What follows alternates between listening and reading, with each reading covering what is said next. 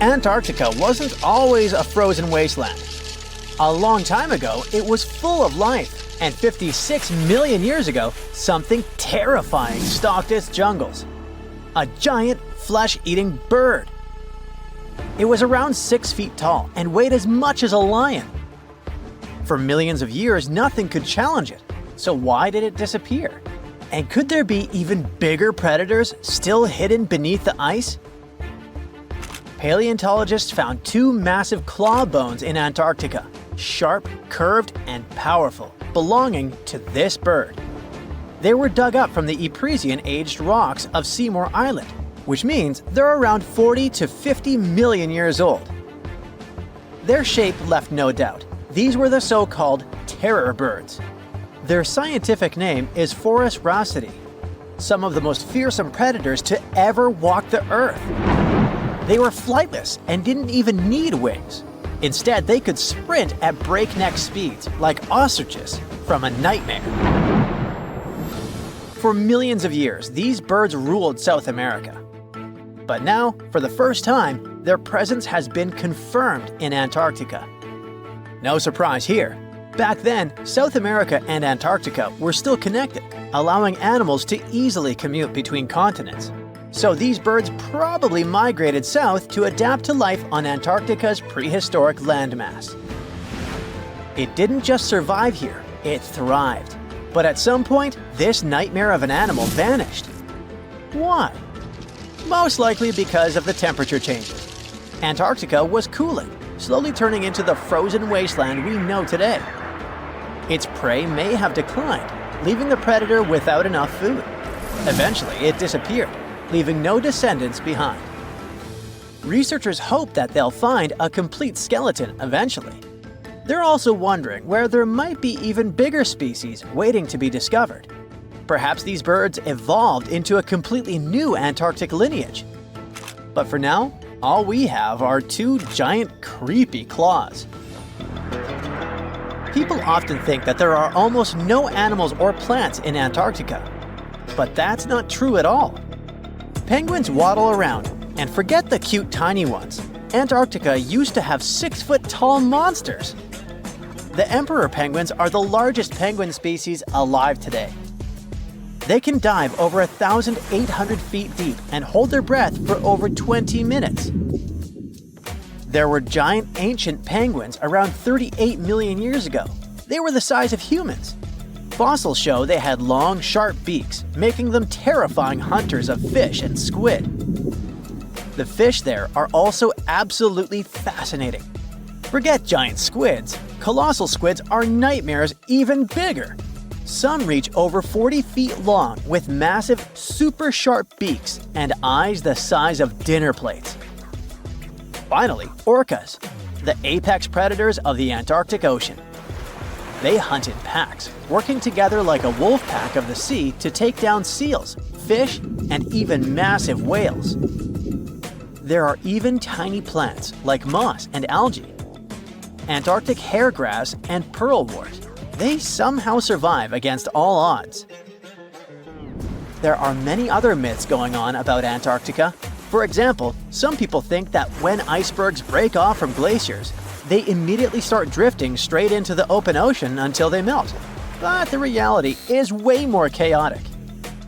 First, when an iceberg breaks off from a glacier or ice shelf, it has to deal with underwater obstacles. It can stay stuck on the seafloor for decades without moving. Then, they get caught in powerful whirlpools and spin in place for months. One iceberg, a 23A, spent nearly 40 years frozen in place before finally breaking free, only to get caught in a swirling ocean vortex for another 8 months. After that, their paths are influenced by ocean currents, tides, winds, and even underwater topography. They don't just float freely. Their movements are full of literal, unexpected twists. And speaking of glaciers, another strange rumor is that some humans can't travel more than 311 miles inland in Antarctica because of an impassable ice wall, freezing jet fuel, deadly winds, and no oxygen. But this is completely false. Antarctica has been explored by planes, vehicles, and even scientists on foot. There's an entire research station sitting at the South Pole. People live there all year long. The ice wall is real, a massive ice cliff rising above the ocean. But that isn't some secret barrier, it's an ice shelf. These are thick slabs of ice that form when glaciers slowly flow off the land and spread over the ocean. Almost 3/4 of Antarctica's coastline is made up of them, but they don't form some giant ring around the world. Antarctica is one of the most extreme places on Earth, but we've conquered its challenges and we keep learning more about it every year. That's why every year, millions of dollars are poured into keeping research stations running, protecting wildlife, and making sure the people who live there have everything they need. But where does all this money go? Well, Antarctica stations are basically small cities. There's electricity, heating, water purification, food storage, and medical facilities. The biggest station, McMurdo, is basically a town with over 1,000 people in summer. It has everything from a fire station to a gym. The South Pole Station is super deep inland, so it's one of the hardest places to supply. Getting food and fuel there requires airplanes flying thousands of miles in extreme cold. But the internet loves a good mystery. When Google Maps revealed what looked like a massive doorway in Antarctica, conspiracy theorists went wild. People joked about everything from Bigfoot's vacation home to a secret base, or even a Star Trek spaceship hangar hidden in the ice. But there's a way simpler and less exciting explanation. It's actually a grounded iceberg, a chunk of ice that got stuck in shallow water and is now slowly melting. As ice moves across the landscape, it flows around bumps and obstacles, creating odd shapes. The process of melting, breaking apart, and refreezing can carve ice into unexpected forms. Antarctica also has incredibly strong downward-blowing winds that sculpt ice into dramatic formations over time. No secret doorway, unfortunately. And speaking of doors, for years, Ushuaia, Argentina, has been called the gateway to Antarctica, the last stop before the icy continent, the place where expeditions begin. But there's another option. Punta Arenas, Chile. Let's compare them. Ushuaia is closer to Antarctica. It's the top departure point for tourists going on cruises. But no regular flights to Antarctica. No major scientific bases operating from here. It's basically controlled by the military, which refuses to allow private flights, only commercially operated ships. Yes, Punta Arenas is further from Antarctica, but 22 countries and global organizations use it as their main base. There are regular flights to Antarctica happening there every year. Private airlines can actually operate here, making it the real air connection to Antarctica. Ushuaia may have the best location physically, but Punta Arenas actually runs the show. Argentina made a huge error in picking its Antarctic airbase. Instead of setting up a simple, accessible base at sea level, they built Marambio Base, very high, on rough terrain, completely impossible to reach by land. Everything has to be flown in by helicopter, making operations slow, expensive, and frustrating. For 50 years, Argentina stubbornly stuck to this bad decision, while Chile set up efficient, well-planned bases that the world now uses. If things don't change, Ushuaia will be nothing more than a tourist stop. But what's terrifying is that Antarctica seems to be returning to its past. It's supposed to be the coldest place on Earth, but something shocking happened just recently. For the first time in recorded history, temperatures in Antarctica broke 68 degrees Fahrenheit. This continent is buried under miles of ice. Usually, temperatures there can drop to minus 112 degrees. But in the winter of 2020, scientists recorded an insane 69 degrees on Seymour Island, hotter than many places in Europe at that time. Scientists believe there are several reasons for that. First, there are changes in the way heat moves around the planet's waters. Second, melting permafrost due to the planet warming. It looks like the climate is changing faster than expected. Consider Lake Enigma. What a fitting name. It's already strange enough because it's not even supposed to exist.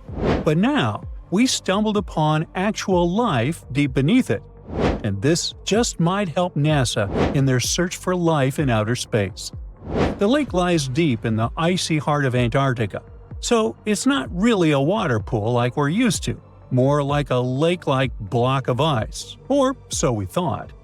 Just recently, Italian scientists discovered a secret that had been buried for ages, an actual body of water, and in this water, life is thriving. Various microorganisms, and even some weird little hunters. Which is super weird, since Enigma sits in a remote and harsh corner of our planet, the northern Victoria Land in Antarctica.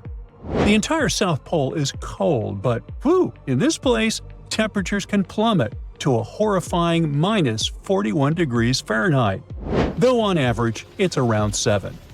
Chilly. Like we said, this lake shouldn't even be there at all. Antarctica is technically the largest desert on Earth, even though it's covered in snow, because it's super dry. There are 0 rains, truly little snowfall, and the sun barely evaporates anything. And even if there is some water, the insane winds make sure to dry everything out super quickly. Putting on our thinking caps, this lake should lose an unimaginable 7 million cubic feet of water every year. Yet, the water remains. Why? No one knows. Scientists say there could be something deep underground that refills it constantly.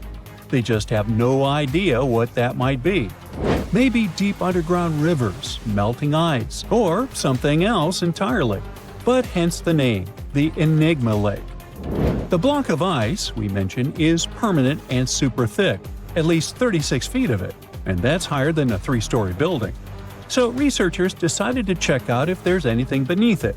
They used a so-called ground-penetrating radar, a super smart echo detector for the ground. This radar sends invisible radio waves into the Earth. When they hit something underground, like rocks, water, or anything else, they bounce back to the device. By measuring how long it takes for the signal to return and how strong they are, we can determine the distance and what exactly the radar hit. That's how animals like bats, whales, and dolphins can see underwater. And we humans stole this cool nature idea to research buried structures and hidden caves. Scientists used this device all over the Enigma surface. This way, they were able to create an entire map of this under-ice world beneath. The water itself wasn't surprising. It's the unique ecosystem in it that shocked them. Unfortunately, no secret monsters or extraterrestrial secrets this time. But there are microorganisms there that may not exist anywhere else on Earth. Somehow, these creatures have managed to survive in complete isolation and extreme cold. It's not that we don't know these microorganisms, we've met them before, just not exactly like this. There are a couple groups hanging out down there. The first one is Bacteroidota. They love breaking down complex molecules, especially in your stomach, and help digest tough plant fibers. They mostly hang out inside us, but in the outside world, we might occasionally find them in soils and oceans. Then Actinobacteriota, genius chemists among bacteria. They decompose organic materials and help the soil get healthier. They're also famous for producing antibiotics, so we owe a lot of our medicine to them. The third one is Pseudomonadota. These guys weren't a surprise. They're crazy adaptable. They can thrive pretty much anywhere, from soil to water to the human body. Some of them are good, helping plants grow and in nutrient cycles, but others can be opportunistic pathogens. Bad guys. But what is actually a surprise is that Lake Enigma has tons of passibacteria. They're ultra small even for microorganisms and can barely do anything themselves. So they prefer to live in symbiosis or be little parasites, relying on their hosts for nutrients and other necessities. All these little chompers might be ancient. They could be remnants of a time before the lake froze over completely, which is hundreds of thousands of years ago. It's simply weird to encounter these bacteria in the Enigma Lake, especially the little parasites. Passibacteria usually love low-oxygen environments, But this lake is very oxygen-rich, not even mentioning an almost 40 feet of ice above.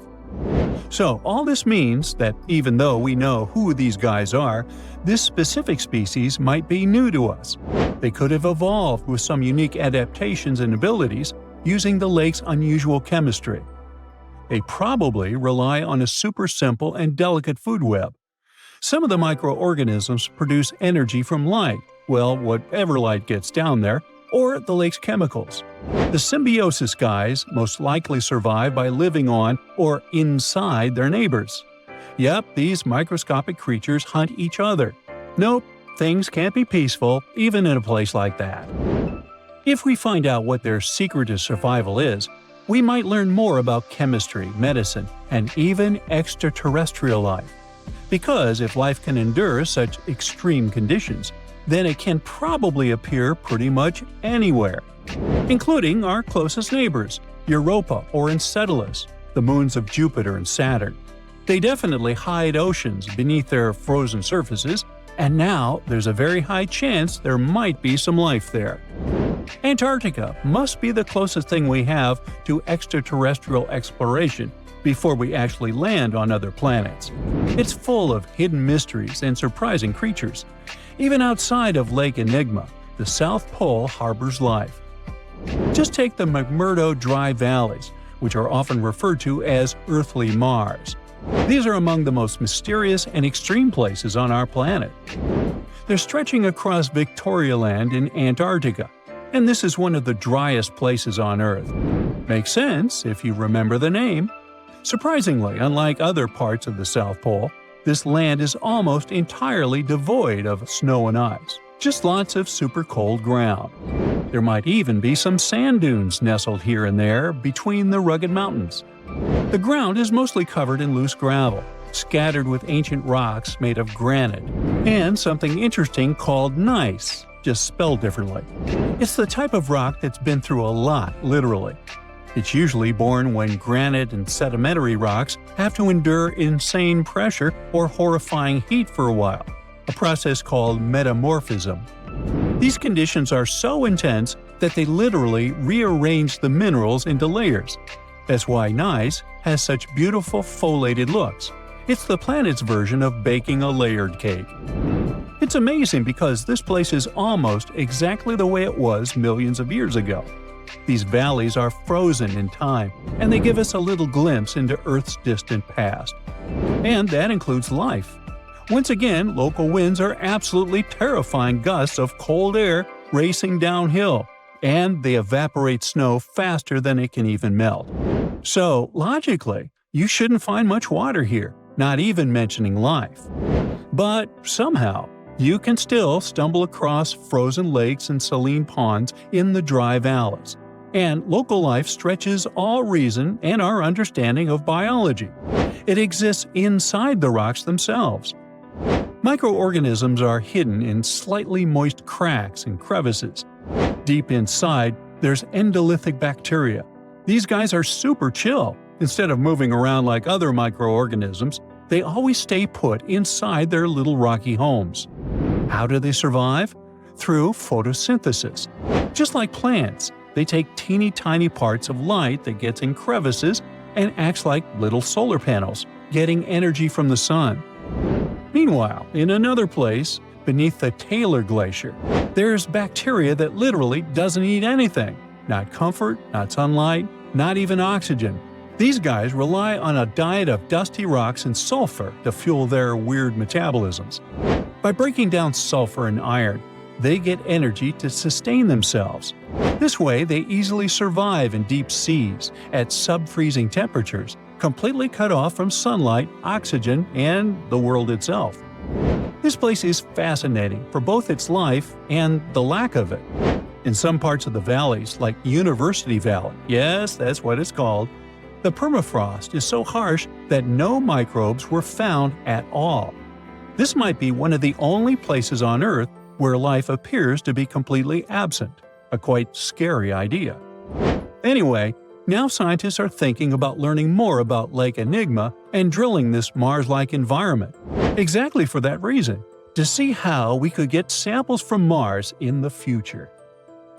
Giant vase-like sponges, otherworldly jellyfish, segmented worms covered with bristles, and large octopuses are the newest Antarctica discovery. Scientists found them after a giant iceberg had broken away, and it turned out to be a treasury of ancient life under ice. In January 2025, a huge iceberg the size of Chicago, called A84, broke off from Antarctica's George VI ice shelf, which is a large ice shelf about 280 miles long, 12 to 43 miles wide, and around 820 feet thick. In the summer, which lasts from November to late February, the ice shelf melts at the surface, and meltwater ribbon lakes form. They're elongated and ribbon-like. That's how they got their name. Anyway, when the iceberg floated away, it left part of the ocean floor wide open, and it was a spot no one had ever seen before. Scientists on the research ship Falkor 2 were nearby in the Bellingshausen Sea. As soon as they heard about the iceberg, they immediately changed their plans. They understood that it was a super rare chance to check out something unknown and amazing, like lifting a rock in the forest to see what's hiding underneath. The researchers used an underwater robot named Sebastian and explored the deep sea for 8 days. They went as deep as over 4,200 feet. Down there, they found a hidden ecosystem. There were big corals and sponges literally packed with sea animals. A whole world under the ice. The researchers thought they'd find some life down there, but they didn't expect to see so much. And this underwater ancient life wasn't just surviving, it had been thriving in that harsh, icy place for a really long time. Anemones that looked like fluffy little trees, sea spiders, ice fish, octopuses. The research was live streamed to scientists from all over the world, and those live streams are actually in open access. The coolest thing was that some discovered creatures seemed to be new species. Yes, there are probably new species in Antarctica in 2025, and some might only live in this region. That's because Antarctica isn't just really far away. It's been cut off from the rest of the world for millions of years. The Antarctic circumpolar current surrounds it, like a big water moat surrounding a castle. But even if it turns out that those species are not new, the scientists have still found snails, worms with bristles, crustaceans, like tiny crabs and shrimp, and a species of the phantom jellyfish. Those are super rare and look otherworldly. Their official name is too complicated, so let's just call them the giant phantom jelly. This jellyfish is huge. Its bell, the round umbrella part on top, can be more than 3 feet wide. It has 4 long arms that trail behind it. Each one as long as 33 feet, about as long as a school bus. Scientists first caught one way back in 1899, but it took them 60 years to realize it was a totally new kind of jellyfish. The phantom jellyfish has a see-through purplish body that looks kind of ghostly. Instead of normal jellyfish tentacles, it has these ribbon-like arms that help it catch food and pull it into its mouth right in the middle. Even though jellyfish don't have brains like we do, researchers watching the giant phantom jelly noticed something surprising. The otherworldly creature seemed to move its arms very carefully and with control, especially when swimming through tight spaces on the seafloor.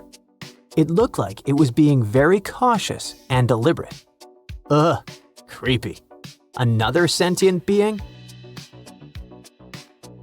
Jellyfish have a simple nerve net instead of a brain, which helps them sense the world around them.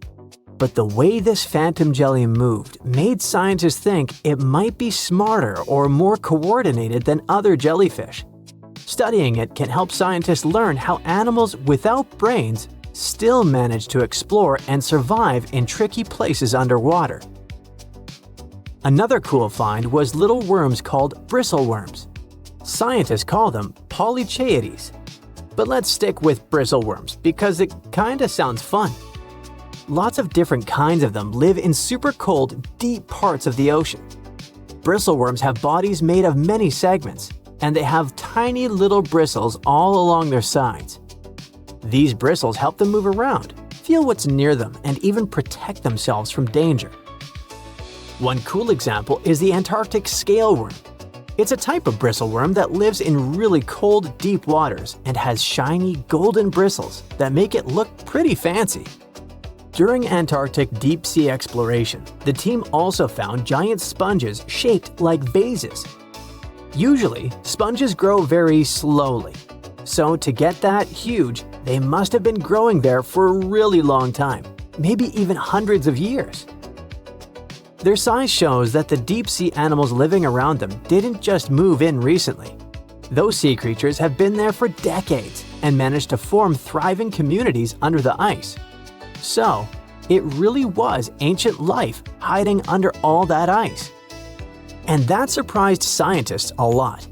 In older studies, people used to drop cameras through holes in the ice or visit iceberg areas long after the ice had broken off to explore hidden ecosystems. Back then, they mostly saw bare, empty seafloor with just a few living things. But this time, the team arrived just weeks after the giant iceberg broke away, and they got to see what was hiding right underneath it. The first 9 miles behind the ice shelf can hide rich and busy ecosystems. The area is dark, cold, and hidden for ages, and still, all kinds of creatures live there. This shows that life can survive in places that seem too harsh or frozen for anything to live. On the other hand, finding all this life down there isn't super surprising. Lots of animals live in dark, cold places underwater, so it makes sense that they'd be under the ice shelf too. The ice kind of hides them and keeps them safe from anything going on above.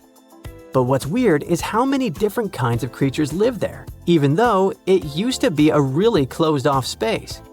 It actually looks a lot like the seabed in parts of Antarctica that don't have ice on top. How can that be?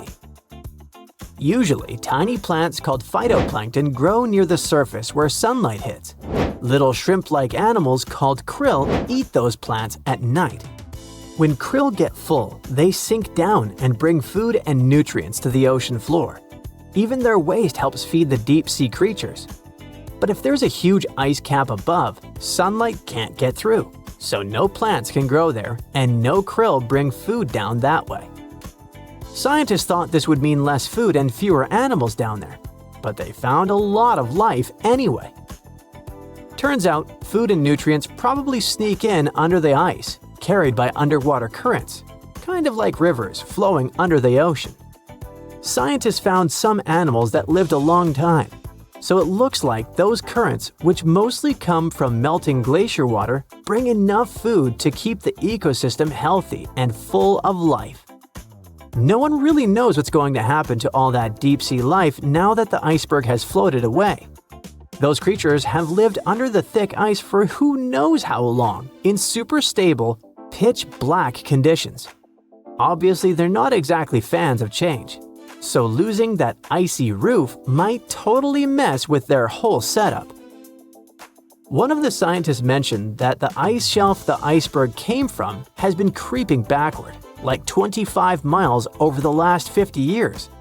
That's a part of a bigger pattern. Antarctica's ice is melting faster and faster, which pushes sea levels up around the world. That's why this Antarctica discovery matters. The team's trying to figure out not just what's happening now, but how this hidden ecosystem fits into the bigger picture. If we can understand how this place is changing over decades or even centuries, maybe we can predict what's coming next. And it's pretty amazing that breaking ice can tell us so much, right? In 2011, scientists from Chile found a weird-looking fossil in Antarctica that looked like a squashed football. Almost 10 years later, the rock just sat on a shelf in Chile's National Museum of Natural History with no specific label. It went by The Thing in the museum because it looked like something from a science fiction movie. When the scientists finally got their hands on the strange fossil, it turned out it was actually a giant softshell egg from around 66 million years ago. This one is more than 11 inches long and 7 inches wide. A regular chicken egg is just 2.5 inches long, and an ostrich egg is almost 6 inches long for comparison. So, the Thing won the title of the biggest softshell egg ever found and the second largest egg of any animal we know of. The only bigger egg that was ever found was that of the extinct Madagascan elephant bird, which is also 1.5 times as tall as Michael Jordan. The bird, not the egg.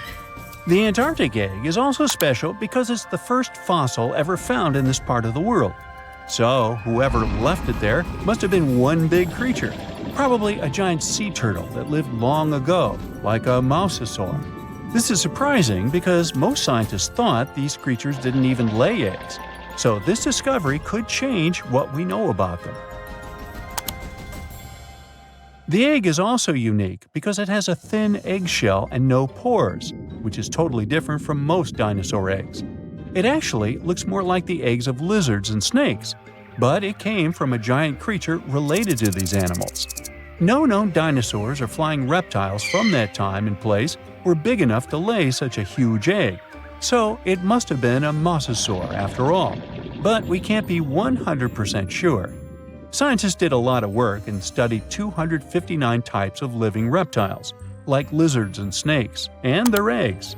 From this, they figured out that the mommy who laid the egg was probably at least 23 feet long, not counting her tail. During the late Cretaceous period, this part of Antarctica might have been like a nursery. Paleontologists have found bones of tiny mosasaurs and plesiosaurs in the same area, along with bones from the grown-up ones. Archaeologists in Norway made another cool but literally discovery and found dozens of arrows that had been hidden in ice for 6,000 years. They were melting out of a large ice patch in the high mountains, covering an area of about 45 football fields. In 2014 and 2016, when the summers were extra warm, scientists went to an ice patch called Langfoni to look around. They also found lots of reindeer bones and antlers there. Some of the arrows were whole and some in pieces, along with 5 arrowheads around the melting ice patch. This is more arrows than have been found at any other frozen site in the world. Some of the 68 found arrows date back to the Neolithic period, and the newest ones are from the 14th century of the Common Era. Ice is like the perfect time machine that can preserve whatever ends up there in an almost perfect condition. Langfoni became famous as one of the first ice patch sites after a local hiker found a 3,300-year-old leather shoe right next to its edge. Scientists are studying places like this to understand how people use these sites and how the ice patches from Norway to North America changed over time. Now, once upon a time, around 32,000 years ago, to be exact, a squirrel buried some seeds near a river in Siberia. Am I the only one getting the Ice Age vibes? Anyway, these seeds belong to a plant with cute white flowers. Thousands of years later, a group of scientists found these seeds buried deep in the frozen ground, about as far down as a 12-story building is tall.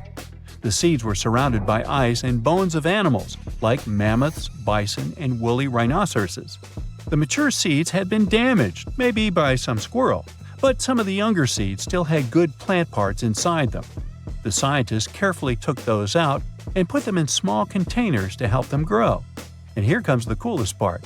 They were able to grow the plants. Their flowers were shaped a little differently from the flowers of the same plant that grows today. After a year, the Ice Age plant even made new seeds. Based on this, the scientists suggested that permafrost could be a depository for an ancient gene pool, and we could find extinct species there and bring them back to life. Scientists on an icebreaker in Antarctica were looking for whales, but found something way more unusual. The camera behind the ship, which is as heavy as a car, detected 16 million icefish nests on the floor of the Weddell Sea. The nests were located about every 10 inches in all directions and covered an area of 93 square miles, which is slightly bigger than the whole of Washington, D.C. The colony even had a distinct border, which was a line in the sand. The scientists were in the area because they were studying a special spot in the ocean where the water was a little warmer than the water around it. In this warmer water, they found tiny animals called zooplankton near the top. When the young icefish hatch, They swim up to this area to eat the zooplankton before going back down to the seafloor to grow up and have their own offspring. Since there was so much food, it made sense to see icefish in this warm water. But they didn't expect to find such a huge number of icefish nests, much more than anyone had ever seen before. New Zealand's Antarctic Heritage Fund found some old photo negatives in a hut in Antarctica. They turned out to be unique images from the Ross Sea Party. It was a famous failed expedition led by Ernest Shackleton. He wanted to become the first person to cross Antarctica by land, from the Weddell Sea to the Ross Sea, passing through the South Pole. But things went wrong when their ship, the Aurora, was blown out to sea. They had to use the hut from another explorer, Captain Robert Falcon Scott. His goal was to be the first person to reach the North Pole, but sadly, he didn't succeed either. The negatives were made of cellulose nitrate and were found stuck together in the small box.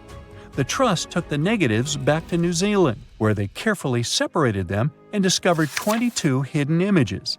Many of the photos were damaged, but the Trust could still recognize some familiar places around McMurdo Sound, a well-known area in Antarctica. No one knows for sure who took the pictures. In December 2021, some scientists noticed a strange mark on the Larsen ice shelf, a giant sheet of ice off the eastern coast of Antarctica. They thought it might be a river flowing under the ice, so they drilled down over 1,600 feet to check it out. They expected to find water, but they didn't expect to see that the water was full of fast-moving creatures called amphipods. The scientists also found that the water in the underground river had unusual layers of currents moving in different directions, which they still don't fully understand. Another surprising thing happened during their research. On December 20th of the same year, a volcano erupted far away in Tonga, and the pressure waves from the eruption were detected all the way down in the ice river in Antarctica.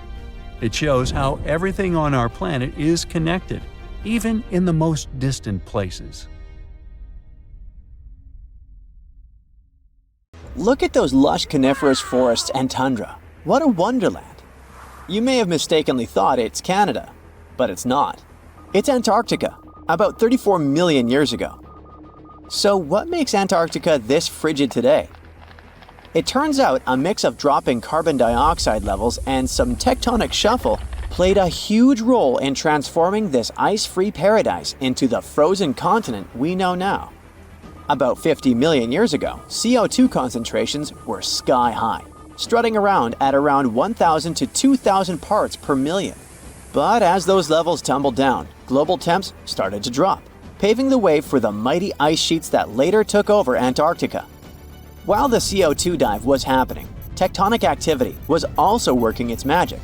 The big split between South America and Antarctica opened up the Drake Passage, which created the Antarctic Circumpolar Current. This powerful current acted like a bouncer, keeping warm air and ocean currents from crashing the Antarctic party, and helping keep things rather frosty. If you mix up Australia and Antarctica, you're not that wrong. These two continents used to be one.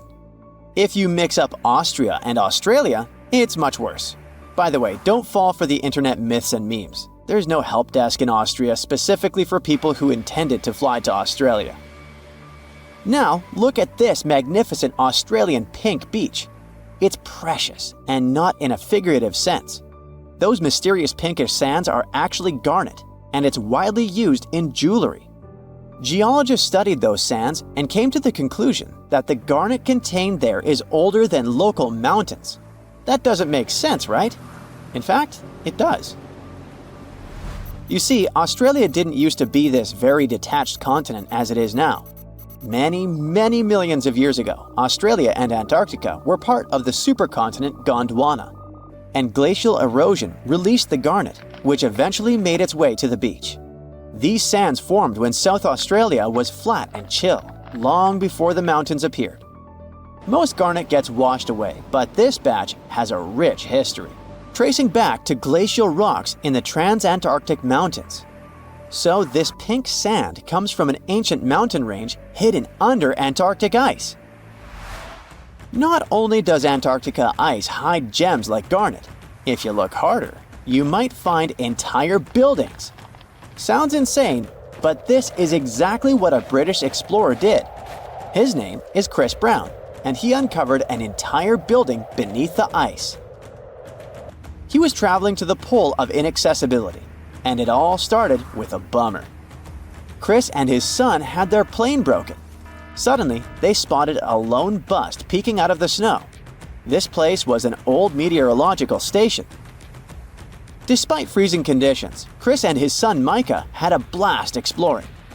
Chris is on a mission to conquer all 7 earthbound poles of inaccessibility and has tackled 5 so far. I guess you already know that Antarctica is the largest desert on Earth, much larger than the Sahara or the Gobi.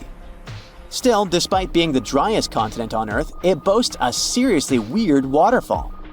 Nestled in the mesmerizing McMurdo Dry Valleys, it's 5 stories tall and looks like it's gushing blood. It's even called Blood Falls. It may look outlandish and even frightening, but its nature can be easily explained. The water that creates this crimson cascade was once a salty lake, but over time, it became sealed off from the outside world when glaciers formed on top of it. Now, this ancient water hanging out 1,300 feet below the surface has cranked up its salt levels to 3 times saltier than the ocean. This salt water is also loaded with iron and gets 0 oxygen or sunlight. When the iron-rich water trickles through a crack in the glacier and meets the air, it rusts up, turning dark red. You may have mistakenly heard that no bug species belongs to Antarctica, but it's not exactly true, because there's this tiny Antarctic midge living there. Plus, there are some spiders too. Those aren't your average spiders hanging out in the darkest corners of your apartment. Those are critters lurking in the chilly darkness of the Antarctic ocean floor. These little marine creepers are actually arthropods and can stretch around 20 inches across. As if that wasn't bizarre enough, they also breathe through little holes in their legs. Quick question. What's the color that you associate most with Antarctica? I'm sure it's white. That's my association too. However, Antarctica may look like a slice of watermelon. That colorful snow comes courtesy of a tough little algae called Chlamydomonas nivalis. When things start to warm up during the Antarctic summer, these little guys release their vibrant red and green spores, painting the snow in wild and funky colors. But it's best to steer clear because that snow is not just a pretty sight. It's also toxic and definitely not edible. Searching for fossils is always a blast, but when you're in one of the most remote spots on the planet, it gets even more exciting. A diverse team of scientists recently hit the mother lode, pulling in over a ton of fossils from ancient marine life, dinosaurs, and birds from the late Cretaceous period, about 71 million years ago. Their adventure kicked off with a flight to South America, followed by a 5-day trek through the infamous Drake Passage. Upon reaching Antarctica, they set up camp using helicopters and inflatable boats. You might be thinking, why dig in Antarctica with all that ice? Well, it turns out there are places where rocks pop up, depending on the season. The team went to James Ross Island, located in the Antarctic Peninsula, and they went there during February and March. And that's one of the few parts of Antarctica where in summer, rocks are exposed, and those rocks can come from the age of dinosaurs. The expedition was a success, as they discovered over a ton of remarkable finds. Next up, the fossils will head to Chile before making their way to Pittsburgh's Carnegie Museum of Natural History. Among their discoveries, they found relics dating back about 71 million years, alongside some around 67 million years old, including plenty of snails, clams, and various marine creatures. Yikes! Look at this creepy sea worm. It could live in LA and be a star in a horror movie, but it chooses to call the chilly waters of the Southern Ocean near Antarctica its home. These worms can grow up to 8 inches long and 4 inches wide, but don't let their spooky exterior trick you. Research suggests they might actually be superheroes in disguise, playing a vital role in keeping ecosystems buzzing. Now, see that head? It's not really a head. It's just a retractable throat that helps this toothy creature chow down on its meals. Antarctica has many creepy critters to offer. Let me introduce you to the Antarctic strawberry feather star. It's not like Patrick from SpongeBob, though. It's more like a deep-sea creature straight out of a horror movie. Picture this: 20 wiggly arms, some stretching up to 8 inches, all decked out with these bizarre little bumps. Yikes indeed.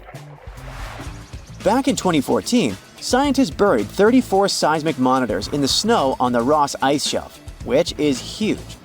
Think of it as an ice slab the size of Texas, just chilling over the Southern Ocean. These clever little machines picked up a nearly non-stop buzzing. Even though our human ears usually can't catch these low-frequency sounds, scientists have worked their magic and made them audible for us. They even shared the creepy audio online. A glaciologist from the University of Chicago says that if you could hear this vibration, it'd sound like a swarm of cicadas taking over the backyard in late summer. But these glacier explorers weren't trying to capture spooky tunes.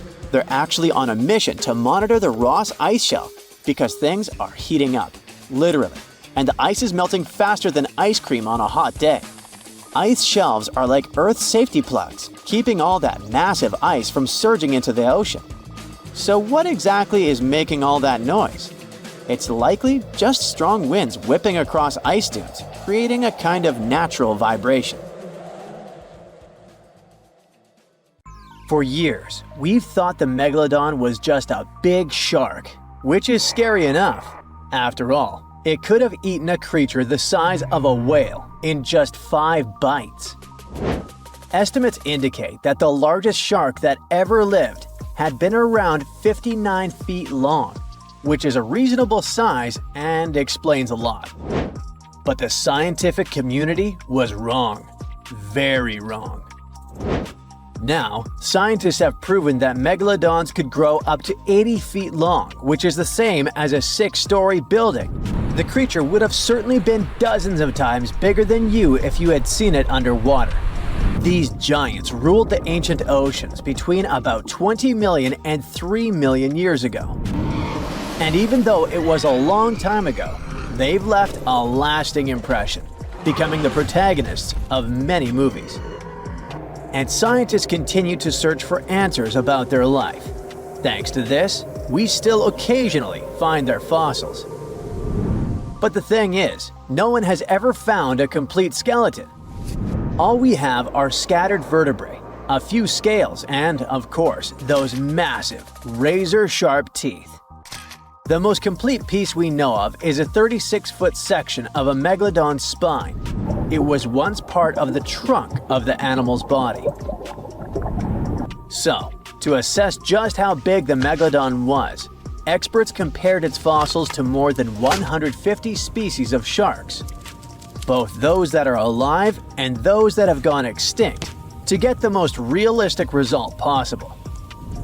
If the megalodon had had the proportions of a regular shark, it would have had a 6-foot head and a 12-foot tail. It would have also stretched 54 feet from nose to fin. But these measurements are way off the mark. The largest megalodon vertebra ever found is 9 inches in diameter, which makes it 3 inches larger than the largest vertebra of a typical shark. And if we follow these proportions, that megalodon was a whopping 80 feet long. To better understand how giant this is, just think of 2 school buses lined up end to end. For a long time, it was very common to think that the megalodon was just a giant great white shark. And it makes sense, right? I mean, both would have had large, terrifying, serrated teeth. But that was another completely wrong idea. Now, we know that megalodons were actually much more slender and aerodynamic than the modern great white shark. Their body shape was built to cut through the water with much less resistance, minimizing the effects of gravity in the sea, letting them glide effortlessly through the ocean. Now, if Megalodon wasn't just another great white shark, what other animal of the same species was it most similar to? Surprise! In fact, it had more in common with the modern lemon shark. This species has robust and powerful bodies, 2 large dorsal fins, and blunt snouts, which makes them really fast and agile hunters, like prehistoric predators. In other words, while thinking about the Megalodon, you can imagine a giant, turbocharged lemon shark. This is the most modern comparison of the Megalodon with another animal, unless scientists find a complete skeleton of the ancient shark. But it's not common to find complete shark skeletons. They're rare because they're actually made not of bone but of soft, coated cartilage, like the stuff in human noses and ears. Their teeth are the boniest part of their bodies, and it's the reason why we've found so many of them. Yet, a complete skeleton is like scattered puzzle pieces to us. There's no solid bone to hold these pieces together, so the whole thing is very vulnerable to falling apart. Still, it's actually possible for an entire shark skeleton to survive. In these cases, very specific natural phenomena have to come into play. The skeleton needs to get buried super fast in mud or sediment, free of any kind of scavengers and away from ocean currents. Otherwise, it simply disintegrates before it can fossilize. Interestingly, although the sea is the home of these animals, it is possible to find their skeletons on land too. Millions of years ago, a big portion of today's dry land was submerged, teeming with marine life. Then, in certain places, sedimentary minerals and specific biological conditions of the seabed allowed the fossilization of sharks in marine rocks. Today, those are desert rocks that ensure the preservation of shark fossils.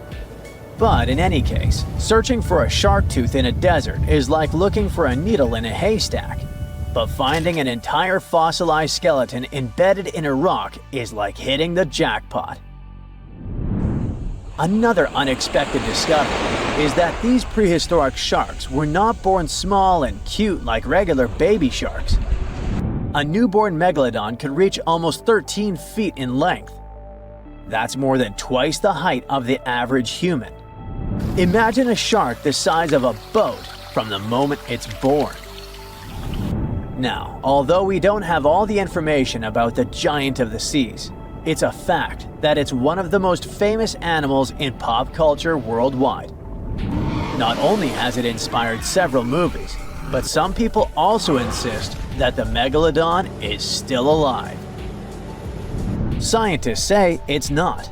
The Megalodon didn't survive the test of time, and it would be impossible for such a giant creature to dwell in the seas without us noticing it. First, it was a super predator. It hunted whales, dolphins, and other large marine animals.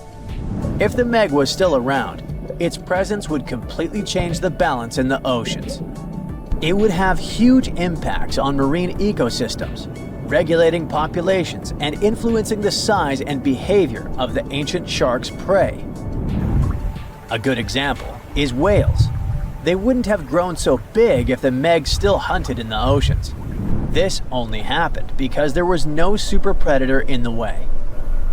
If the giant shark was still in our oceans, species like the blue whale would be tiny, as they would need to develop and adapt to be able to escape constant attacks. The lives of the workers of the sea would also be completely different. Fishers would have to avoid certain areas, ships would change routes, and even maritime tourism would be risky.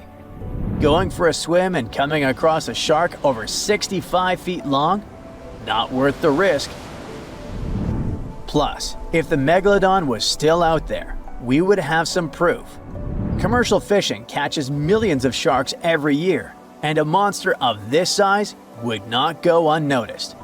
Not to mention that with all of today's technology such as drones, satellites, and submarines at our disposal, someone would have already recorded an encounter with this living legend. By the way, most sharks, like most fish, are cold-blooded. But the reality for Megalodon was different. This giant was able to keep its body warmer than the surrounding ocean. This gave it an advantage over other sea creatures. allowing it to remain fast and active even in colder waters. It was a survival advantage that other animals of its kind did not acquire during their evolution. One of the most famous theories is that the Meg lives in the Mariana Trench, but scientists are sure that it doesn't make any sense.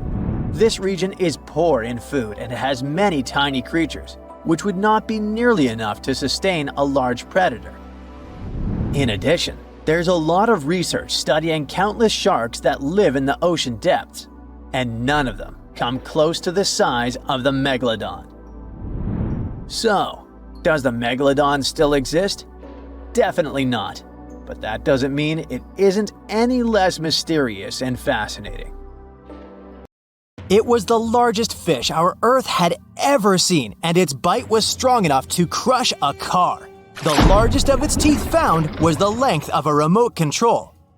It consumed about 2,500 pounds of food a day. That's like 3,300 cans of tuna for you. The earliest Megalodon fossils are from about 20 million years ago, but you won't see its skeleton, and that's because the mighty Meg had no bones. A skeleton made from bones gives most animals their body shape and strength.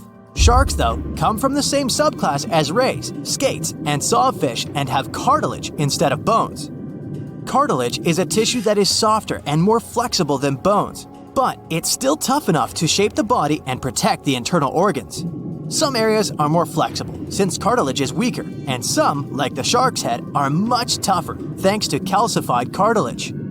Their snouts, though, are made of really soft and flexible cartilage to work like a bumper in case of a collision with some dangers.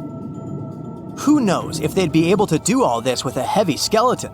Plus, cartilage makes their jaws more flexible, and they can open their mouths much wider than they would with a jaw made of bone. Our hero, Meg, was no exception, and it had the strongest bite of all living creatures, which was also made possible by a skeleton made of cartilage. Sharks take full advantage of their cartilage. It helps them swim and turn fast while hunting.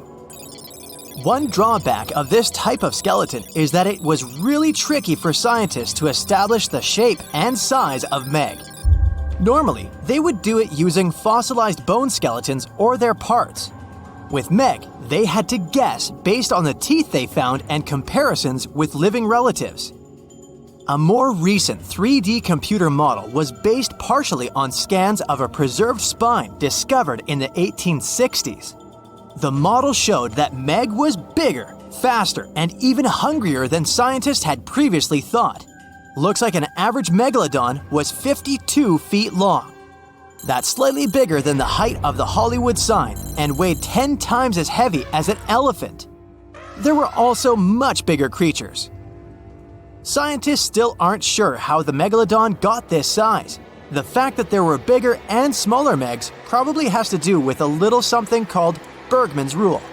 It says that the temperature of the surrounding environment affects the animal's body size because they either need to conserve or shed heat. The Megalodons that reached cooler waters probably needed more body weight to make sure they survived in low temperatures. Those living in warmer waters had to be smaller to avoid burning up. If the researchers were correct in their calculations, it also means that Meg reached a cruising speed of over 3 miles per hour, which is much faster than other sharks. The still-living great white shark can cover a distance of nearly 7,000 miles without stopping, which is 9/10 as long as the diameter of Earth. It looks like the Megalodon could have gone much further. Megalodons managed to survive on our planet for nearly 70 times longer than humans have. They were roaming the oceans for around 20 million years, and you could see them pretty much anywhere except near the poles. Scientists discovered the most northern fossils off the coast of Denmark and the most southern in New Zealand. The reason why there were no Megalodon teeth found in Antarctica is most likely that these adapted to only warm tropical and subtropical waters. The younger ones like to keep to the shores, while full-grown adults preferred coastal areas, but they could easily move into the open ocean as well. When our planet went through a period of global cooling and drying, and the seas began to freeze around 3.6 million years ago, there was less and less room for Meg to thrive. Much of their prey, like smaller whales, seals, and sea turtles, disappeared or relocated to waters that were too cold for our hero. And at the same time, the number of its natural competitors, like smaller predatory sharks, like the great white shark, and whales, increased. This shifting food chain dynamics could have been even more dangerous for the Meg than the cold ocean water. You're used to seeing them on the big screen as heartless monsters, but these huge sharks were actually loving and caring family guys. Scientists discovered several Megalodon nursery areas in Florida, Maryland, Panama, and off the coast of Spain. It looks like they gave birth to their young in shallow water environments. Then, little Megs would stay there with adults protecting and raising them until they were ready to fight off predators. The mighty Meg had 276 teeth in 5 rows in its mouth.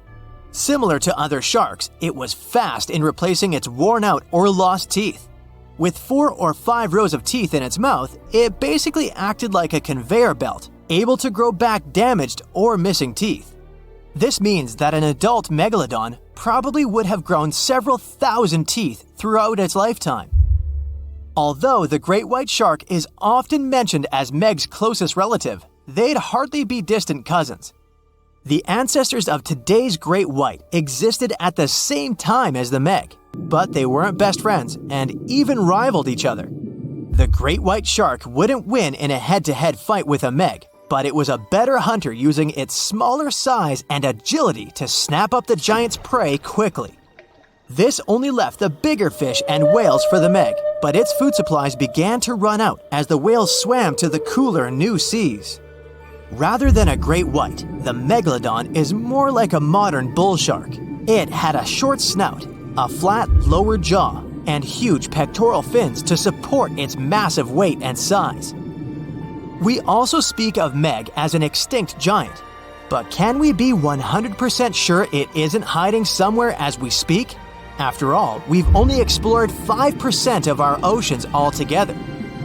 The Mariana Trench is the deepest oceanic trench on Earth, and you could dip the whole of Mount Everest in its deepest part, and over a mile of it would still be above the surface. If a Megalodon or two needed a place to hide, that would be the perfect spot. It wouldn't be the coziest place to live, though, with its cold water and total darkness. Plus, the pressure there is 1,000 times stronger than at sea level. So, if a Meg really were hiding down there, it would have serious issues with its teeth, because calcium would dissolve under that pressure. To survive here, it would also need to learn to navigate in complete darkness. That means it would have either become bioluminescent or evolve to grow massive eyes like the giant squid. If the Meg were still around and true to its dietary choices, it would have to eat smaller fish, and that would be a problem for us humans. Especially those of us who love fish, that is. And the ocean isn't cooling down these days. The Megalodon would love its temperature and would thrive and reproduce faster than ever. Those giants would create some massive problems for cargo ships and cruising vessels. In case you're now scared at the thought of meeting a Megalodon, relax. Most scientists don't think it's possible because of our hero's size. Most foods that Megalodons like to eat live in shallow ocean areas and not in the deep, deep sea. Meg would need to come up for dinner every now and then, and it's kinda hard to miss a creature this big. They're both giant prehistoric creatures to us, but the Megalodons and the dinosaurs never actually coexisted. The dinosaurs probably died out about 66 million years ago. Megalodons seem to have appeared a bit later. The Meg, aka Megalodon, roamed the oceans long after dinosaurs were wiped out by the Great Meteorite. It was one of the largest and most dangerous hunters that have ever lived on Earth, as well as the biggest shark. But then, about 3.6 million years ago, the last of its kind disappeared from our planet, leaving only huge teeth for modern archaeologists to keep finding. There are a few theories about why it could have happened, but scientists might have found the true reason. The Megalodon, which means big tooth, was the largest shark ever to exist. It reportedly lived around 20 to 3.6 million years ago and was truly enormous. Its bite was more powerful than that of a T-Rex, and likely any other powerful predator that has ever roamed this planet. It's probably not surprising since this marine creature had extremely strong jaws that could span from 9 to 10 feet wide. That's enough to swallow two grown-up people side by side. The jaws were also lined with 276 teeth, and they reached 7 inches in length. That's as long as a small hedgehog. Once these teeth got worn down, the shark got rid of them and grew new ones. Such large sedated teeth helped the Meg to eat meat easily. The shark itself could grow up to 59 feet long. That's twice the length of a London double-decker bus. The animal was also pretty heavy. While a fully grown T-Rex weighed about 8 tons, the weight of a large Megalodon could be more than 30 tons. With no competitors, the enormous shark was the real king of the oceans. It hunted other sharks, large fish, and even whales. Then why did such a magnificent creature disappear from the face of the earth? The previous theories mentioned the great white shark.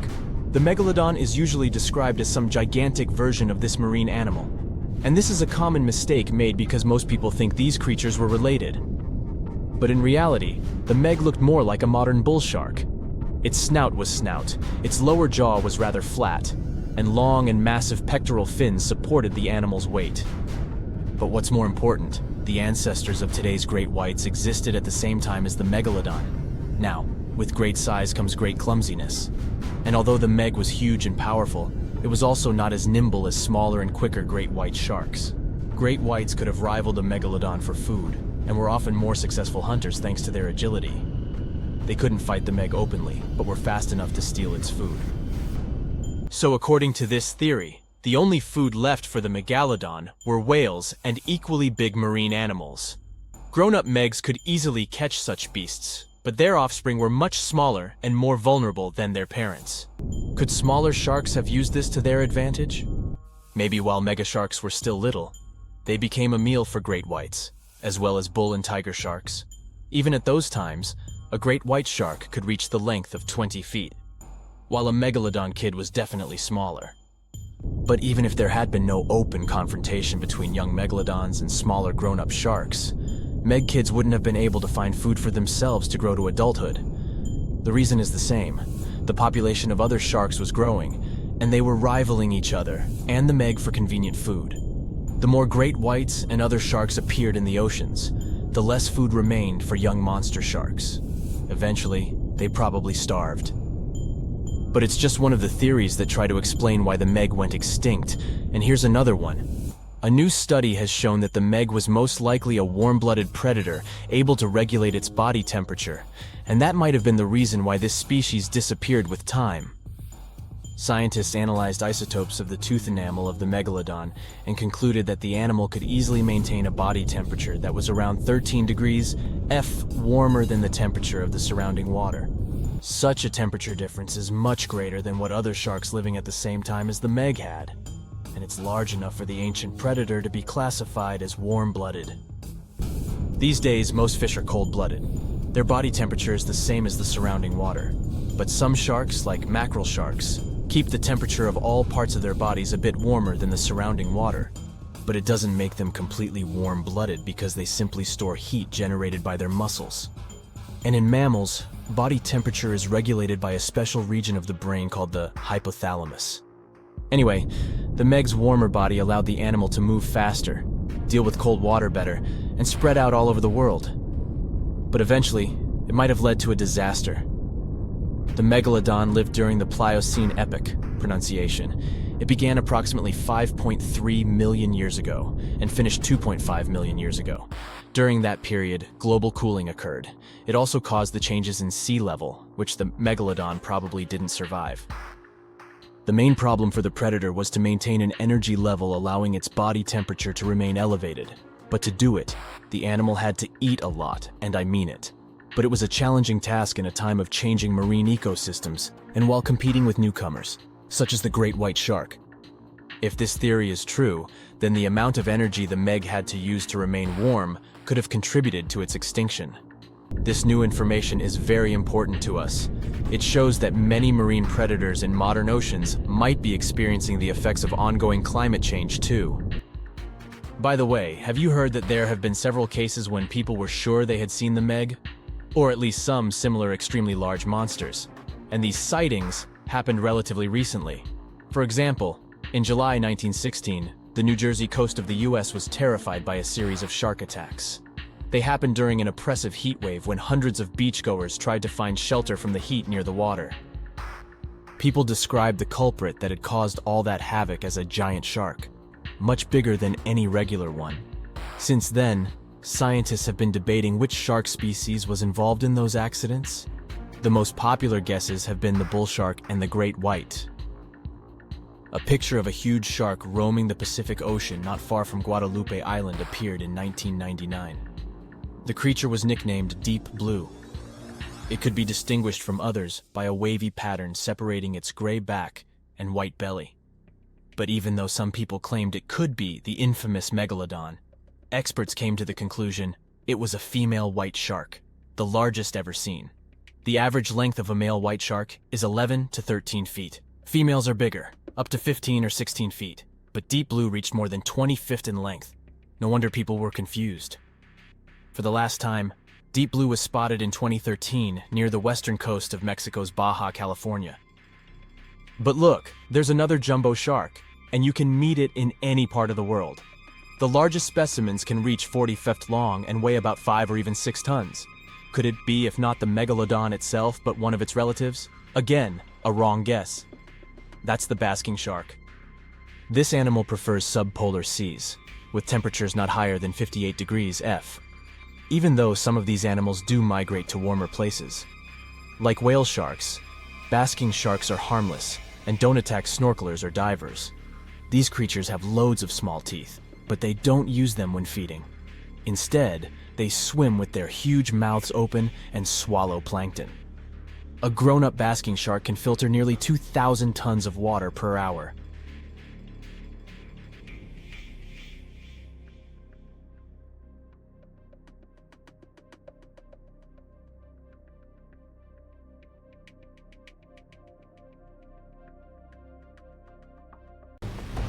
Okay, are you ready for an epic fight between two prehistoric predators? Well, hang on. Look at this creature. You know it. An ancient shark about 65 feet long that used to swim through the dark waters of the world's oceans and was so terrifying it had no enemies. Well, almost. Scientists have recently discovered the remains of another ancient predatory fish off the coast of Australia, a fish that lived around the same time as Megalodon. It was small, about the size of a dolphin, but it could pose a danger to the infamous shark. How is it possible if this creature was many times smaller? Well, let's take a look. This monster is called Janjucetus, and technically it wasn't exactly a fish. It was a distant relative of the modern baleen whale. Outwardly, it may seem quite cute, similar to that baleen whale I mentioned, but you wouldn't want to meet it in the ocean. It had the massive skull of a whale, large eyes the size of tennis balls, and a short snout with an immensely powerful jaw filled with razor-sharp teeth. In other words, it was like a shark version of the baleen whale. Janjucetus lived during an ancient period called the Oligocene, which was about 33 to 23 million years ago. At that time, there was an incredible abundance of life in the world's waters. Giant penguins, small whales, sharks 2 to 3 times larger than modern ones, primitive dolphin species, and many other unusual creatures. Now imagine that in this ancient and terrifying neighborhood, a giant Megalodon met a Janjucetus. At first sight, it's not love. The Megalodon's victory is obvious, but don't rush to write the Janjucetus off. It's agile and fast. It's quite possible that it was more mobile than Megalodon, and during the fight, it would have avoided a direct attack. The Megalodon would have lost sight of such a small opponent, while the Janjucetus would have swum up to the shark's belly and opened its jaws. They're small, but there are a lot of sharp teeth. Now, these teeth were designed to rip and cut. The Janjucetus would attack the Megalodon with a small but very unpleasant bite, and the shark would have swum away after such a punch. But who knows? Maybe Megalodon would have immediately eaten Janjucetus in the first seconds of the fight. Megalodon could have won, but in terms of speed and mobility, it would have lost.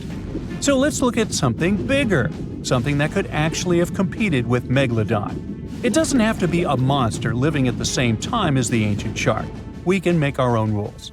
Imagine that all ancient marine creatures ended up in the same pool with Megalodon. So its next opponent is the Liopleurodon. Now, initially, scientists thought that this monster could grow to be 82 feet long, which is even larger than Megalodon. But more accurate studies have shown that it only reached 32 feet, which is about the size of a modern orca. The Liopleurodon lived in the waters of Western Europe around 160 to 155 million years ago and shared territory with other dangerous reptiles such as ichthyosaurs and plesiosaurs. Yes, it was smaller than them, but it had one big advantage.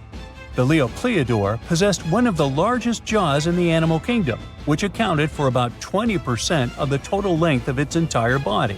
That's a mouth. Its jaws were about 6.5 feet long. A huge, toothy mouth the size of an adult basketball player, filled with smooth and dagger-sharp teeth, ideal for cutting steaks and peeling ammonite shells. And by the way, scientists suspect that ammonites and squid were the creature's main diet. This super predator was also a very fast and agile creature that ambushed and attacked its prey from below. Megalodon would have been in big trouble. The grip strength of a Liopleurodon would surely be more powerful than that of Megalodon. Besides, the Liopleurodon's size and mobility would allow it to attack the enemy from different sides. It's probably why Megalodon would have lost in that fight.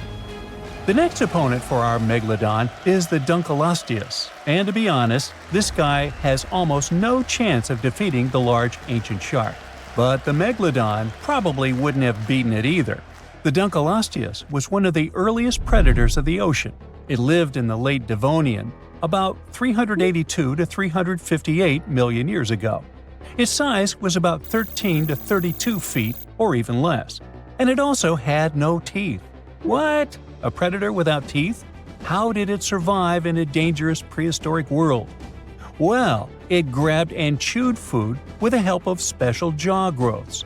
Those growths were so powerful that they could pierce steel, if there was any around. In a sense, these were not teeth, but bones. Okay, let's say the Megalodon grabbed this predator by the belly and it couldn't do anything with its growths. But the problem is that the Megalodon would have hardly done anything either, because the Dunkleosteus was a heavily armored fish. Just look at this shell. It probably limited its mobility, but it provided incredible protection. This monster felt like a big stone in the teeth of the Megalodon. It's unlikely that the Megalodon would have wanted to chew this stone. It would have spit it out, and both predators would have gone about their business. We've got a draw here. And now, the final match. Here's the next opponent. You see anything? Is this enemy invisible? What's happening? Ah, there it is. Meet the Telemonstrum. It's a tiny ancient monster, just 11 inches long. Huh? What can it do to a giant shark? Next to the Megalodon, the Telemonstrum is like a box of matches compared to a human. But if the Megalodon had had a developed brain, like people do, it would have been very scared of this creature and would have immediately swum away. Many people scream and run away in fear when they see a creepy insect crawling or flying, or when a mouse runs across the floor. Some of us jump on the couch in horror. Not all of us, but some. The Megalodon would have jumped out of the water like a dolphin if the Telemonstrum had charged at it. Just check it out. It looks like an underwater bike with a long trunk with a jaw at the end. And these handlebars, where you would put your hands to control your bike, are the eyes. It's like the eyes of a hammerhead fish, only thinner and longer. The body of a squid, cuttlefish fins, snail eyes, and a toothed proboscis. This is a horror movie character. Scientists say it probably hunted jellyfish, small fish, and shrimp. And it didn't chew the food, it licked it like ice cream. Obviously, it's not an opponent for the Megalodon, but it's still a creepy monster. Well, what would have happened had it really started a fight with a Megalodon? It would have been difficult for the ancient shark to find it. It would have been unlikely to catch this tiny monster in the mouth, and the Telemonstrum wouldn't have been able to do anything to the Megalodon either. However, I can think of one strategy. The creepy creature had a long trunk. What if it had just swum under the Megalodon's fin and started licking it? If the shark had felt the tickles, then it would probably have worked. But most likely, they wouldn't have fought each other. It seems like they would have made perfect friends. The telemonstrum lived about 300 million years ago in shallow seas and estuaries that covered the territory of the U.S. When scientists discovered this creature in 1955, they were shocked because no one had any idea what it was. Experts compared it to worms, tunicates, conodonts, mollusks, and vertebrates. And do you know who it really was? Well, scientists still have no idea. They can't determine its place on the tree of evolution. Perhaps this is some new branch, and its descendants simply haven't survived to this day. The Megalodon was one of the most dangerous predators on Earth. But now we know that other equally scary monsters lived in the oceans. But what if the Megalodon lived today? Who could have defeated him? A blue whale who would be even bigger than this ancient shark. But the blue whale seems to be a kind animal. It wouldn't fight. How about the Kraken? The Kraken versus the Megalodon? Well, let's save this fight for another video. Many terrifying animals live deep beyond the waves, like this vampire squid living 3,000 feet below the surface in almost complete darkness. This animal has a cloak, like a vampire's. That's why it's called the vampire squid. Deep down at the bottom, it can't use ink to defend itself. So this animal has developed an unusual tactic. It glows slightly to scare away predators. If this tactic fails, the vampire squid can turn its body inside out, revealing tiny spikes. When you translate its scientific name, Vampiroteuthis infernalis, it literally means vampire squid from the nether. Despite its terrifying looks, it's a harmless ocean animal. This previous creature was not from space, but this object definitely is. Before Elon Musk found a way to reuse rockets, NASA would simply drop old ones after launching astronauts into space, most of the time in the ocean or deserts. In 2012, Jeff Bezos launched a mission to find the Apollo 11 rocket. They found it by using sonar, but it was in terrible condition. It was sitting on the bottom of the ocean, not far from the predicted site. They were able to rescue the engine and reconstruct 2 of them. The most famous lost city is Atlantis, but sadly, we still haven't discovered it. However, Heraklion was also just a myth until one British pilot saw something that looked like a city while flying over the Mediterranean Sea. He reported it, and 60 years later, a group of divers went there. They were shocked when they found an entire city underwater. It was loaded with artifacts that could tell us a lot about the history of the place. Now it's one of the best underwater archaeological sites in the world. It's believed that the rising sea caused the whole city to go underwater. The Titanic sank in 1912. The wreck was claimed to be officially discovered 74 years later. In reality, though, a fisherman found the Titanic 8 years earlier while fishing in the Atlantic Ocean. He was pulling out his net when he spotted a head stuck in it. Luckily, it was just a doll's head. Years later, after the fisher had passed away, his son sold the doll to a doll collector. She did a lot of digging and research on every person who had a porcelain toy on the Titanic. She found the owner of the doll. Ava Hart was on the Titanic and had a doll with her. Ava survived the catastrophe by a miracle, but her toy didn't. Hart even wrote about the doll in her journal, and every detail matched the toy found by the fisherman. The tripod fish lives deep in the abyssal zone, around 20,000 feet below the surface. It's adapted to such immense depths and uses its tripod fins to stay still on the bottom. This creature doesn't have big eyes, but even if it did, these eyes would be useless in the darkness. Instead, the tripod fish uses its fins like antennas to detect any movement in the water. This creature doesn't have much luck when it comes to its love life, so it had to develop unique tactics to reproduce. One fish can be both male and female. The next bizarre creature is the lizardfish. It has tons of razor-sharp teeth, a huge mouth, and really big eyes, which it uses for hunting. All this makes the animal look freaky. The lizardfish lives at depths of around 11,000 feet in the midnight zone, where there is zero light. This freak of nature basically eats everything it can fit inside its mouth, from small fish to other lizardfish. On the other hand, when they see other reptile fish, they probably fall in love instead, because finding mates at those depths is not an easy task. Like the tripod fish, the lizardfish can be both male and female at the same time. When you think of a river, you usually picture it on land. Still, nature is quite unpredictable, and it created a river flowing under the ocean in California. It's running at a depth of around 2 miles. This river has everything that an ordinary river has: sunken logs, trees, and rocks.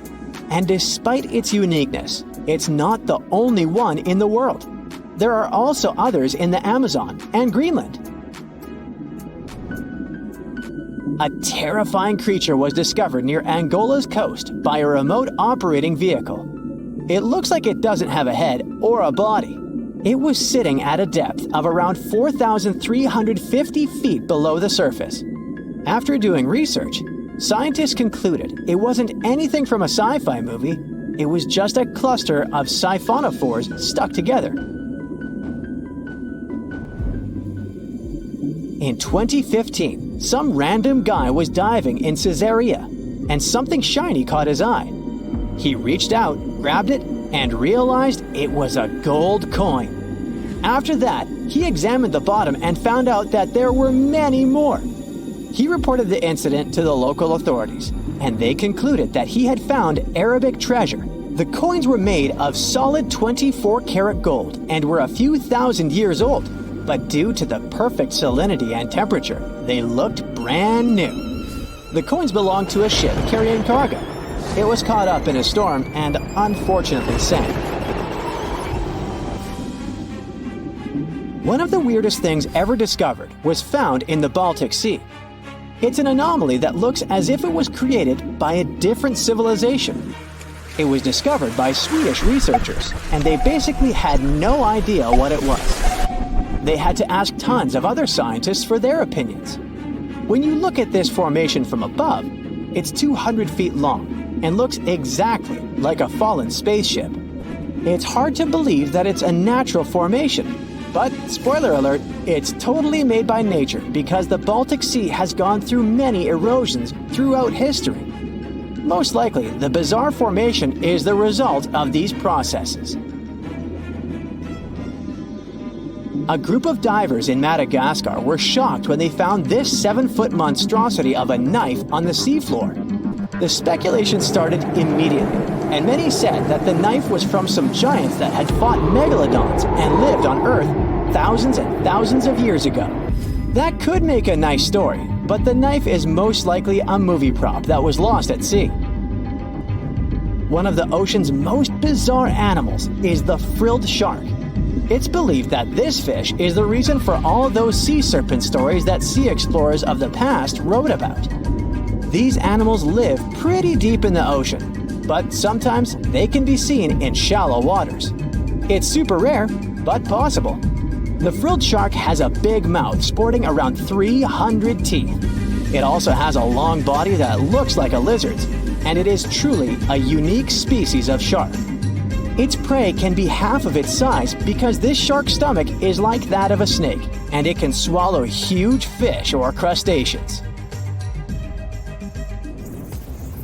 Spotting a few worms in your garden is no big deal, but after seeing a 26-foot long one in the ocean, you will make your wetsuit a little wetter.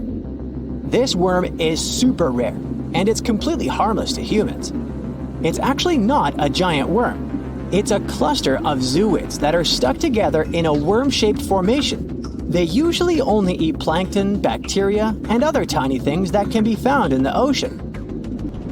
Probably the scariest thing in the ocean that is 100% real is the magna pinna, which can be found at crazy depths of 20,000 feet below the surface. This monster looks like an underwater Slender Man, but it's just a squid with really long tentacles that can reach a terrifying size of 8 feet. This guy has only been seen a few times, and basically, we don't know much about this creature so far.